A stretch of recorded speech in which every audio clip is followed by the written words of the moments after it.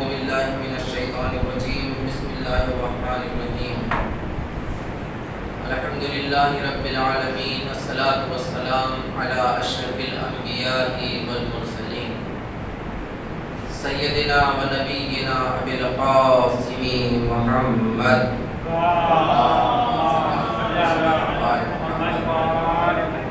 وعلى أهل بيته الطيبين الطاهرين المعصومين المنتخبين المنتجبين ولعنة الدائمة على أعدائهم وغاصبي حقوقهم ومنكري فضائلهم أجمعين.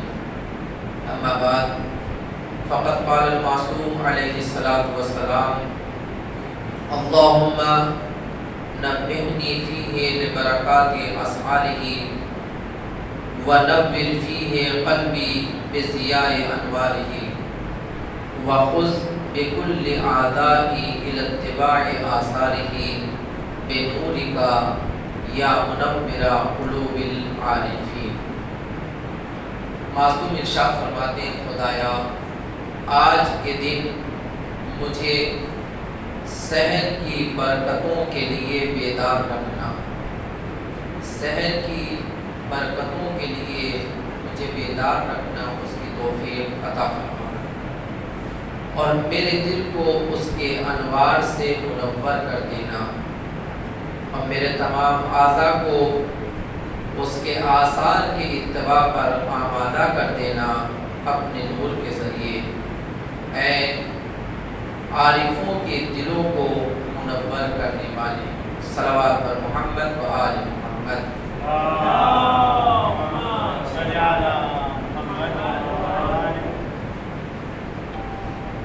معصوم اس دعا میں اپنے خدا سے سحر کے وقت، صبح کے وقت، صلوات پر محمد و آل محمد،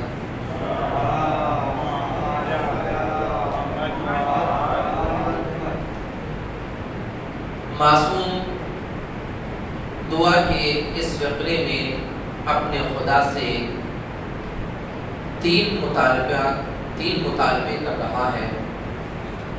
پہلا مطالبہ سحر کی برکتوں کے لیے بیدار رکھنا.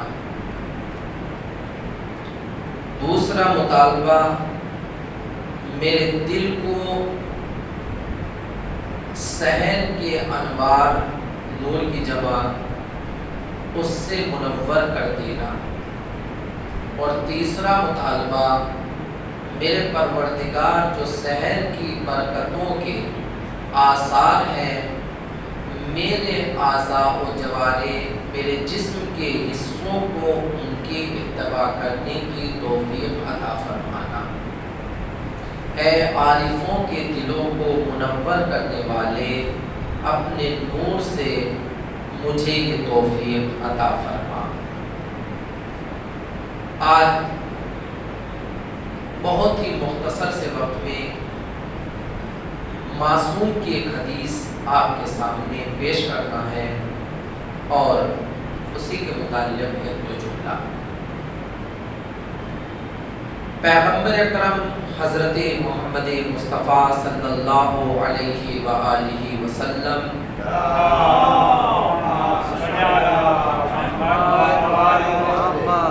جناب ابو ذر کو متوجہ کر کے ایک حدیث ارشاد فرماتے ہیں کہ اے ابو ذر،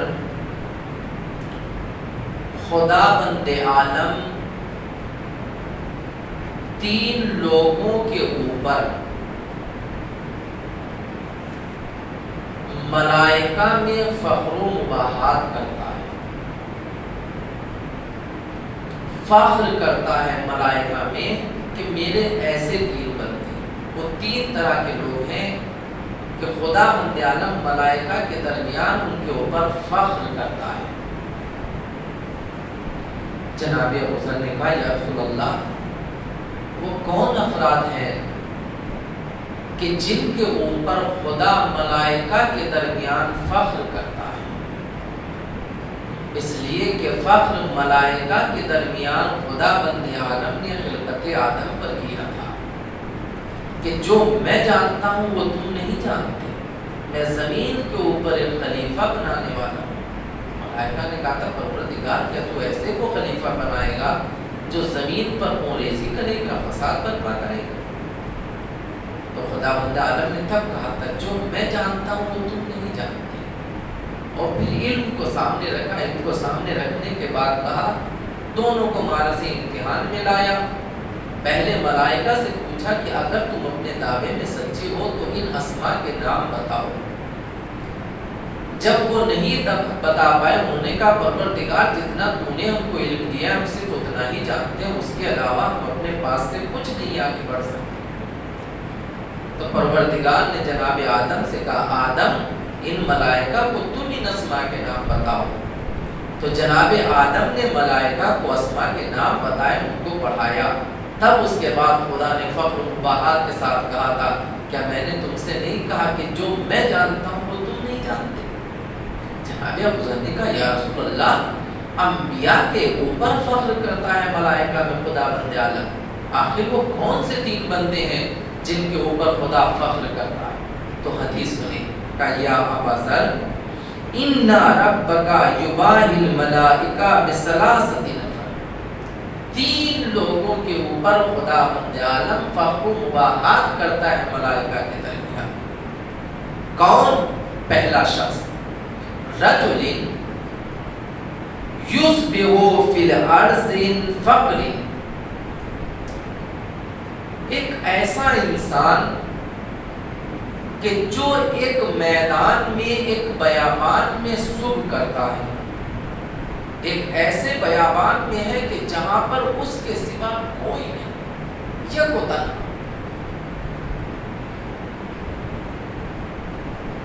فیؤذن، اس بیابان میں، اس میدان میں، اس ریگستان میں کہ جہاں پر اس کے سوا کوئی نہیں، وہ صبح کے وقت اٹھتا ہے اور اٹھنے کے بعد اذان دیتا ہے۔ فیؤذن، اذان کہتا ہے، اذان دیتا ہے۔ ویقیم، اور اقامت کہتا ہے۔ اس کے بعد پیغمبر ارشاد فرماتے ہیں کہ پھر اس کے بعد ثم یصلی، اس میدان میں کہ جہاں پر کوئی دیکھنے والا نہیں ہے، اذان و اقامت کہنے کے بعد وہ بندے خدا نماز پڑھتا ہے۔ جیسے ہی وہ نماز کے لیے کھڑا ہوتا ہے، فیقول ربک عز وجل، تو اے ابصر یاد رکھو تمہارا پروردگار کہتا ہے، للملائکۃ، ملائکہ سے، تمہارا پروردگار ملائکہ سے کہتا ہے، یا رسول اللہ کیا کہتا ہے؟ کہ انظروا الی عبدی، یہ ہے فخر خدا کا، ملائکہ سے کہتا ہے دیکھو میرے اس بندے کی جانب، غور سے دیکھو، سوچو، انظروا الی عبدی، میرے اس بندے کی جانب دیکھو، یصلی، کون بندہ کہ جو صبح کے وقت جس میدان میں، جس ریگستان میں، جس تنہائی کے مقام پر کوئی نہیں ہے، لا یراہ احد غیری، میرے علاوہ اس کو کوئی دیکھنے والا نہیں ہے۔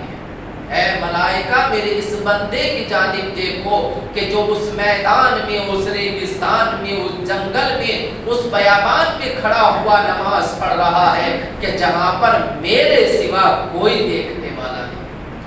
تم اس بندے کو دیکھو۔ اور جب وہ یہ کہا کہ تم بندے کو دیکھو، میرے اس بندے کو کہ جو تنہائی میں مجھ کو یاد کر رہا ہے، میری عبادت کر رہا ہے، پھر اس کے بعد حکم ہوتا ہے فَيَنْزِلُوا سَبْعُونَ أَلْفَ مَلَكٍ، 70,000 ملائکہ نازل ہوتے ہیں، اللہ اکبر، وَيُصَلُّونَ بَرَاءَهُ، پھر اس کی ابتدا میں نماز پڑھتے ہیں، اس کے پیچھے نماز پڑھتے ہیں۔ یہ ہے فخر کہ وہ ملائکہ کہ جو خدا بند عالم کی تسبیح و تقدیس کرتے ہیں، اس کی عبادت کرتے رہتے ہیں، جب خدا بند عالم تنہائی میں اپنے بندے کو عبادت کرتے ہوئے دیکھتا ہے، تب ملائکہ سے کہتا ہے تم اپنی اس عبادت کے اوپر فخر نہ کرو، جاؤ میرے اس بندے کے پیچھے نماز پڑھو کہ جو تنہائی میں اس کو یاد کر رہا ہے۔ وَيَسْتَغْفِرُونَ لَهُ إِلَى الْغَدِ مِنْ ذَلِكَ الْيَوْمِ۔ دو کام ملائکہ کرتے ہیں، ایک اس کے پیچھے آ کر نماز پڑھتے ہیں اس کی اقتدا میں، اور دوسرے پھر اگلے دن تک اس کے لیے استغفار کرتے ہیں۔ تو پہلا یہ بندہ ہے کہ جو تنہائی میں، ریگستان میں، جنگل میں، میدان میں، جہاں پر کوئی نہ ہو، بندے کو صرف احساس خدا ہو کہ میرا خدا دیکھ رہا ہے، اور پھر وہ اس کی عبادت کے لیے کھڑا ہو جائے۔ ایک واقعہ یاد آ گیا تو میں آپ کی خدمت میں پیش کر دوں، پھر اس کے بعد یہ حدیث پڑھ کر ختم کروں۔ ہمارے یہاں مکتب میں تنظیم المکاتب کی کتابیں پڑھائی جاتی ہیں چھوٹے چھوٹے بچوں کو، یعنی 3-4 سال سے لے کر 8-10-12 سال تک کے بچوں کو دینی کتابیں، دینی کورس۔ تو اس میں بچوں کو ایک واقعہ پڑھایا جاتا ہے کہ ایک استاد اپنے تمام شاگردوں میں ایک بچے کو بہت زیادہ چاہتا ہے، اسے بہت زیادہ پسند کرتا ہے، اس سے محبت کرتا ہے۔ ایک دن سارے کے سارے شاگرد ناراض ہو کر خدا کے اس استاد کے پاس آئے، کہا استاد یہ تو کوئی انصاف نہیں ہوا، ہم بھی آپ کے شاگرد ہیں، ہم بھی وہی پڑھتے ہیں جو وہ پڑھتا ہے، ہم بھی آپ کی کلاس میں آتے ہیں، آپ اسی کو اتنا کیوں چاہتے ہیں؟ آپ ہم کو کیوں نہیں دوست رکھتے، ہم کو کیوں نہیں اتنا چاہتے ہیں، ہم کو کیوں نہیں اتنا پیار کرتے؟ استاد نے کہا نہیں، پیار سب کو کرتا ہوں لیکن اس کو چاہتا جاتا ہوں تھوڑا سا۔ کہا یہ تو کوئی بات نہیں، ہم آپ کے شاگرد ہیں۔ کہا اچھا ایسی بات ہے، چلو تم یہ شاگردی کا دعویٰ کرتے ہو، چلو میں تمہارا امتحان لے لیتا ہوں۔ کہا تم لوگ امتحان دینے کے لیے تیار ہو؟ کہا ہاں استاد ہم امتحان دینے کے لیے تیار ہیں۔ کہا اچھا تو ایسا کرنا، کل صبح جب آنا مدرسے مکتب جب آنا تو تم لوگ اپنے ہاتھ میں ایک کوئی چھوٹا پرندہ، کوئی جانور اور ایک چھری لے کر آنا، سب شاگرد۔ اگلے دن سارے کے سارے شاگرد آ گئے، تو استاد نے کہا کہ سب لوگ چھری اور پرندہ ایک جانور لے کر آئے ہو؟ کہا ہاں استاد ہم سب لے کر آئے ہیں۔ کہا اچھا اب دیکھو تم لوگ جاؤ اور اس جانور کو اس جگہ ذبح کر کے لانا کہ جہاں پر کوئی دیکھنے والا نہ، جاؤ اس کو ذبح کرو اور لے کر آؤ۔ سارے کے سارے شاگرد چلے گئے، کوئی کہیں گیا، کوئی کسی کلاس روم میں، کوئی کسی جگہ، کوئی کسی جگہ کہ جہاں پر کوئی دیکھنے والا نے گیا، ذبح کیا اور لے کر سارے کے سارے آ گئے۔ وہ شاگرد جس کو استاد بہت زیادہ چاہتا تھا، اس کو دیکھا سارے کے سارے طالب علموں کہ اس کے ہاتھ میں چھری بھی اور وہ پرندہ بھی، وہ جانور بھی بالکل زندہ ہے۔ سارے کے سارے دیکھ کر ہنسنے لگے۔ کہا استاد دیکھو اس کو اتنا چاہتے تھے، استاد کے حکم کی نافرمانی کی ہے، اور استاد اس کو اتنا چاہتے ہیں، اور فوراً ہنس ہنس کر کہنے لگے دیکھا استاد جس کو آپ سب سے زیادہ چاہتے تھے اسی نے آپ کے حکم کی نافرمانی کی ہے۔ کہا بھی پریشان ہوا۔ کہا تم نے کہاں ذبح کیا؟ کہا استاد فلاں جگہ پر جہاں پر کوئی نہیں تھا۔ کہا تم نے، ہر ایک نے اپنی اپنی جگہ بتا دی کہ وہاں پر کوئی دیکھنے والا نہیں تھا۔ ایک مرتبہ اس شاگرد سے پوچھا کہ تم نے کہاں پر اس کو ذبح کیا؟ کہا استاد میں جہاں جہاں یہ گئے میں ہر جگہ گیا، لیکن جہاں پر بھی جاتا تھا ایک تصور میرے ذہن میں آتا تھا، چونکہ آپ نے شرط رکھی تھی کہ کوئی دیکھنے والا نہ ہو، یہ نہیں کہا تھا کہ کوئی انسان دیکھنے والا نہ ہو، آپ نے کہا کوئی دیکھنے والا نہ ہو۔ استاد محترم میں جہاں پر بھی گیا وہاں پر ایک دیکھنے والا تھا، وہ تھا میرا خدا۔ کہا اس لیے جہاں پر بھی گیا میرا خدا دیکھ رہا تھا۔ آپ نے کہا تھا جہاں کوئی دیکھنے والا نہ ہو وہاں پر اس کو ذبح کرنا۔ اس کائنات کی کوئی بھی ایسی جگہ نہیں ہے کہ جہاں پر خدا دیکھنے والا نہ ہو، لہٰذا میں نے اس کو ذبح نہیں کیا۔ تو فوراً استاد نے کہا اب تم نے پہچانا کہ تمہارے اندر اور اس کے اندر کتنا فرق ہے، تمہارے درمیان اور اس کے درمیان کتنا فرق ہے۔ جو خدا کو ہمیشہ حاضر و ناظر مانے وہ زندگی کے کسی بھی مرحلے پر گناہ نہیں کر سکتا۔ تو خدا کا کہتا ہے اس جگہ پر جہاں پر کوئی دیکھنے والا نہیں تھا، یہ میرا بندہ میری نماز پڑھ رہا ہے، ملائکہ سے کہتا ہے جاؤ اس کے پیچھے نماز بھی پڑھو اور اس کے لیے استغفار بھی کرو۔ ایک یہ بندہ کا دوسرا بندہ وہ ہے صلوات پر محمد والے محمد،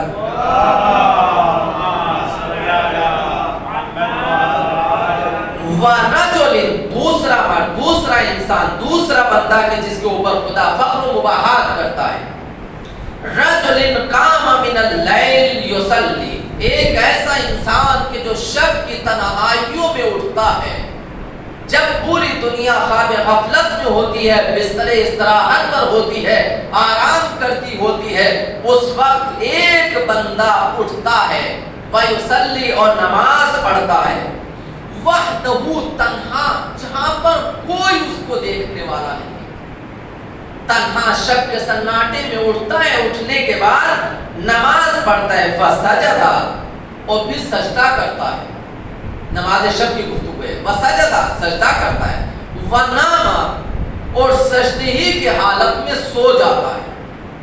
آپ کبھی کبھی دیکھیں گے کہ جب انسان زیادہ تھکا ہوا ہوتا ہے لیکن اگر احساس خدا بندی ہے تو جب صبح کو اٹھتا ہے تو کبھی کبھی بہت سے ایسے بوڑھے خصوصاً ایسے ہوتے ہیں کہ وہ سجدے میں سو جاتے ہیں۔ خدا بندہ عالم کہتا ہے میرا یہ بندہ اٹھا شب کے سناٹے میں، تنہا اٹھا، اٹھنے کے بعد نماز پڑھ رہا تھا، نماز پڑھ کے جیسے سجدے میں گیا اسی سجدے میں سو گیا۔ اب پیغمبر کہتے ہیں کہ خدا کیا کہتا ہے ملائکہ سے؟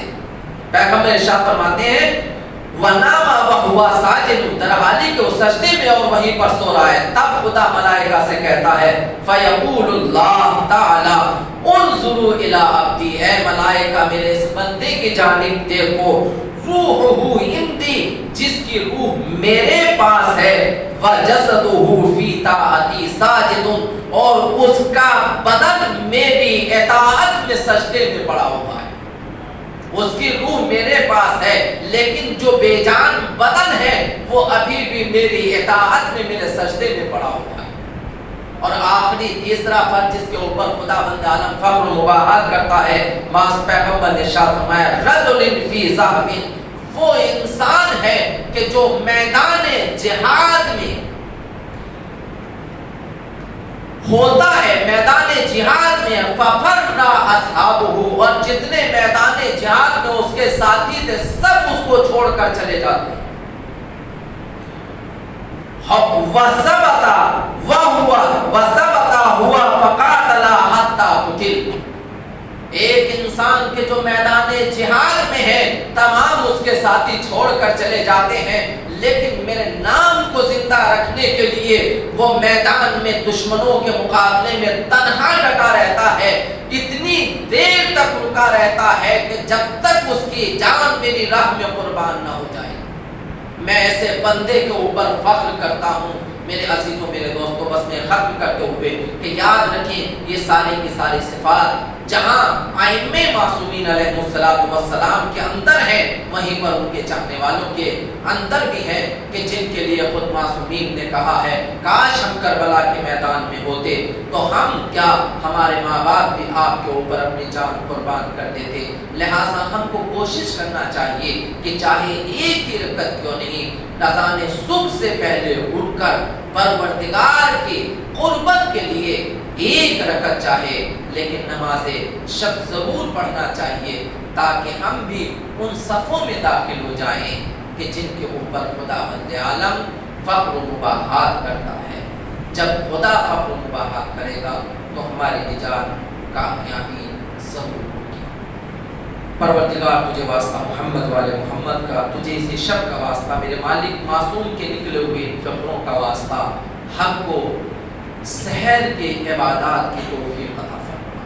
مالک ہم کو نماز شب کی توفیق عطا فرما۔ پروردگار شب کے سناٹے میں ہم نے اپنے مالک کو یاد کرنے کی توفیق عطا فرما۔ پروردگار ہمارے وقت کے امام کے ظہور میں تعجیل فرما، ہم لوگ کے آواز میں شمار فرما۔ صلوات پر محمد و آل محمد۔